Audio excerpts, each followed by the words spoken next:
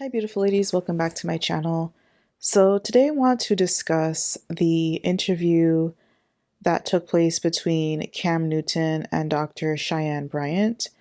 Dr. Cheyenne Bryant is a psychologist, and Cam invited her onto his show or his podcast to discuss family dynamics. And so there has been a lot of feedback. For the most part, people have identified that Cam has a problem, but I wanted to just discuss this topic on a more broader scale as it relates to fatherhood in the Black community, in the Black collective, with hopes that it will inspire some of you to stop trying to analyze degeneracy and, by extension, to stop trying to save Black men.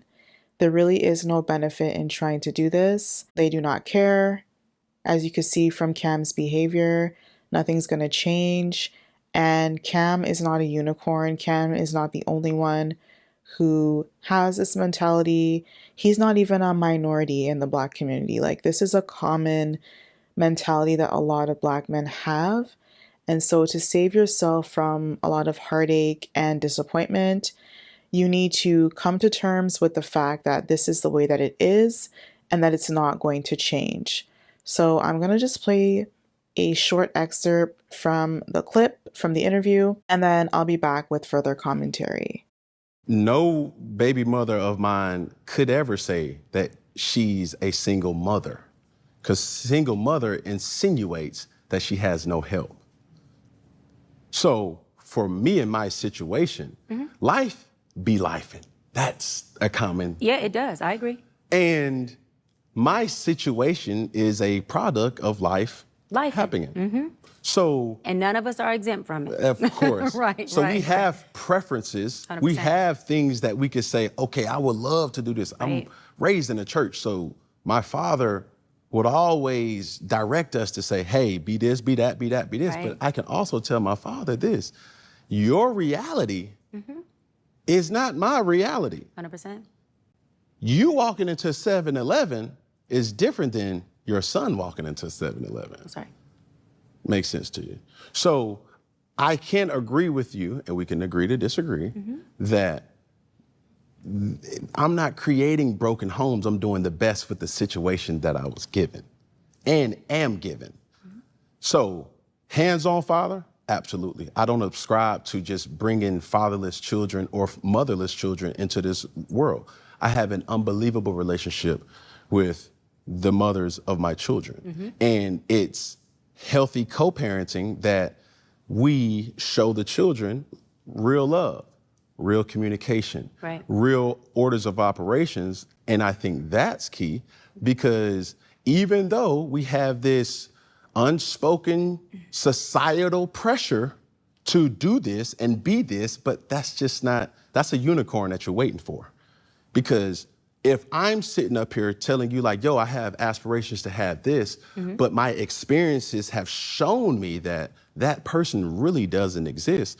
So when I'm asking or when I ask questions of, is the expectations unrealistic? Right.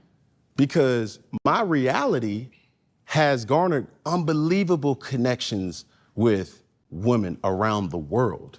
Not in Africa, I haven't been in Africa, right? But at the same time, I've been able to make the best of my situation.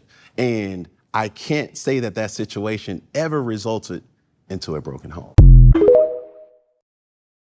So for those of you who do not know, Cam Newton is a former NFL player. He has 8 children by 3 different women. So currently he is responsible for creating 3 different broken homes. Now, Dr. Cheyenne Bryant did a phenomenal job in explaining the psychology of Cam's behavior. She pointed to the fact that his behavior is low functional, it's irresponsible. She pretty much tried to hold him accountable for creating 8 broken homes, and she broke down the challenges and the psychological effects and social implications on not being able to father 8 children at the same time, because it's virtually impossible to be in three different places at once trying to spread your attention and your nurturing, if you will, and your provision to 8 children when they live in three separate homes. So she did a wonderful job in explaining that to Cam. There was nothing lacking. She held a lot of grace, but you could see from his demeanor, from the clip alone, and just when you watch the entire interview, he was not willing to be held accountable. He was trying to deflect. And honestly, he tried to use, like, there were points where he was dismissive, but there were also points where he tried to use humor as a way to deflect from the conversation. And this is a common tactic that some people use when they feel uncomfortable and when they do not want to sit with a difficult conversation. This is a defense mechanism that some people use, and you could see this evidently in Cam, even in his body language.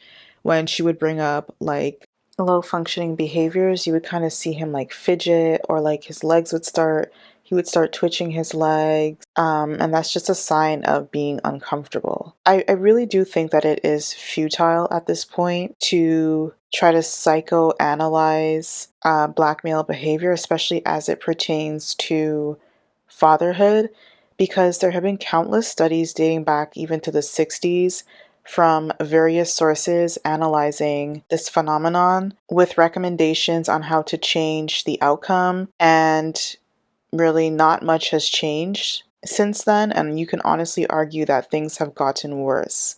So one common reason or excuse for Black men not being present in their homes and creating broken families is that racism, because of the big bad white man, Black men don't have access to opportunities, good employment.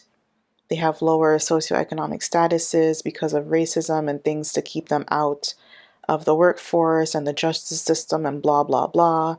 And so many policymakers and politicians, at the advice of social service workers, psychologists, sociologists, things like that, implemented initiatives such as diversity, equity, and inclusion, affirmative action, and other social services to help level the playing field. But again, if you look at the trajectory and just look at the statistics as it relates to Black fatherhood, you'll see that nothing has changed. Even though Black men self-reported, self being the key word, that they are the most active fathers in the home, the data suggests otherwise, and you can just do a quick Google search to see for yourself. So despite there being all of these incentives, which honestly the government, and if you want to say that America, Canada, the US are racist countries, you're honestly a liar, because if they truly were, they would not put policies and quite frankly millions of dollars forward to try to make things easier, quote unquote, for Black men to participate meaningfully in society and be there for their children. They would say, oh, well, your problem. Just do what we have done and build for yourself. So there really is no excuse at this point for not being able to provide for your children and be present and create stable, healthy families. And I'm not even talking about even wealth-wise. Like, obviously, not every person is going to be wealthy. There are people, plenty of people who are middle class or even who are low income. Plenty of fathers who of different races who are still very much present in their kids' lives, even if they have to work like back to back, like 2 jobs just to make ends meet for their kids. They're doing it, but they're making sure that they're present because they understand that being there and showing up matters more than financial provision, even though that's also very important. Things remain the same by choice at this point. It's really no one's job to save you.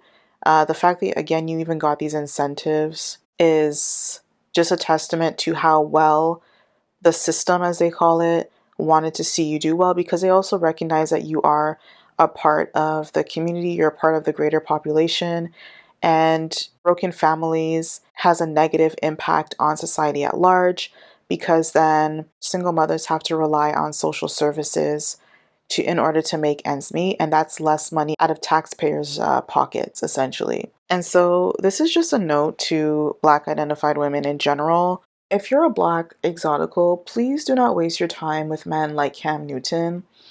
And you could say like, oh, he's a celebrity and like that's common with celebrities, like that's not going to happen to me. It can.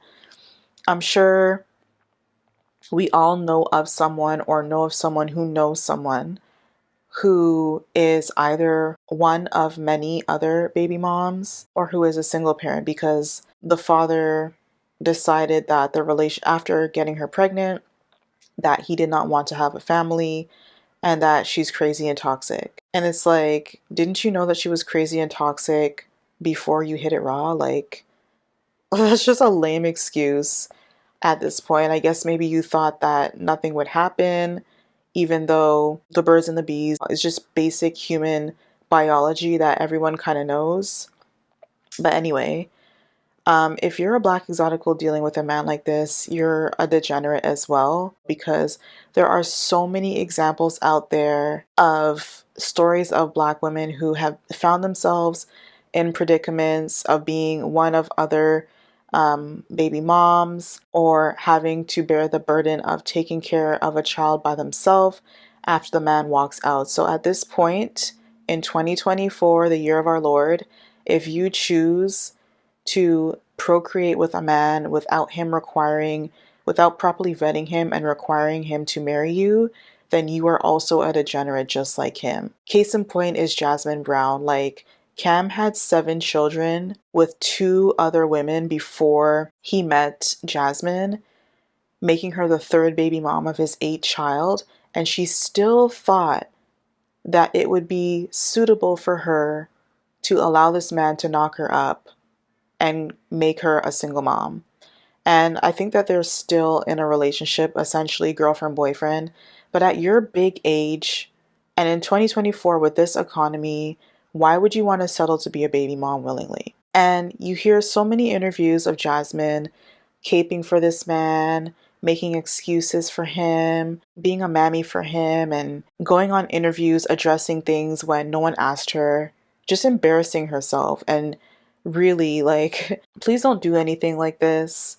Honestly, mammies like Jasmine are part of the problem in the Black community because of their willful blindness and desire to associate with and build broken families with men like Cam. And there's really no incentive for Black men to do better because there will always be women like Jasmine who will deal with them. And they're by the dozen, okay? There are women who will fight over a man. There are women who will mammy and cape and be a pick-me. So there really is no incentive for change, which is why I tell Black identified women who want to live a good life, you want to secure a positive future for you and any children that you may have in the future, you need to practice elitism and stay away from men like Cam and mammies like Jasmine because they are a form of representation and people will assume that you are like them just because you share a phenotype. Okay? Jasmine, she looks like what most people would consider a typical average Black woman. And unless you really have a positive example of Black femininity, people are just going to assume like, oh, okay, you must be like those girls that I see on TV or even the local Shaniqua from the hood because that's all I see. So you need to do like what white women do and protect your image. White people are very good at preserving their image and they understand identity politics very well. You never see a white person uplifting a white degenerate. White elites, they have a stark distinction between them and like trailer park people, for example. They make it very clear that they are not one of us and we are not like them. And no one ever confuses the two. No one ever looks at a white person who's like from a trailer park and like someone who's from Beverly Hills and think, oh, they must be the same just because they share a phenotype. No one ever makes that distinction because they can tell like, okay, no, there are plenty examples of positive white representation. white success, white wealth, affluence, for people not to make the mistake that all white people are the same. And Black women, you need to do the same for yourself. You need to make a clear distinction on what you post on social media. If you are in the media industry, what is put out in the media, or even something as small and simple as YouTube, creating positive representation that sets you apart from the shenanigans, so that you do not get lumped into this and then have to bear the consequence of not being able to get a good paying job, not getting a promotion, not getting a modeling gig, just because people think that you're ghetto like your Shanae counterpart. At this point, the world is already privy to this degeneracy, and being associated with people like Jasmine and Cam will only hurt your social standing in the long run. People say, oh, that's not nice and we shouldn't promote that. Well, guess what? There's nothing nice about losing in life just because people choose to be degenerates. It really baffles me that people want to be associated with struggle and crime and debauchery just because, I don't know, racism and the white man. You're not sticking it to anyone. You're honestly sticking it to yourself, and you're making it difficult for future generations. Anyway, that's just my thought on this situation. Let me know what you think. Thank you for watching, and I'll see you in the next video.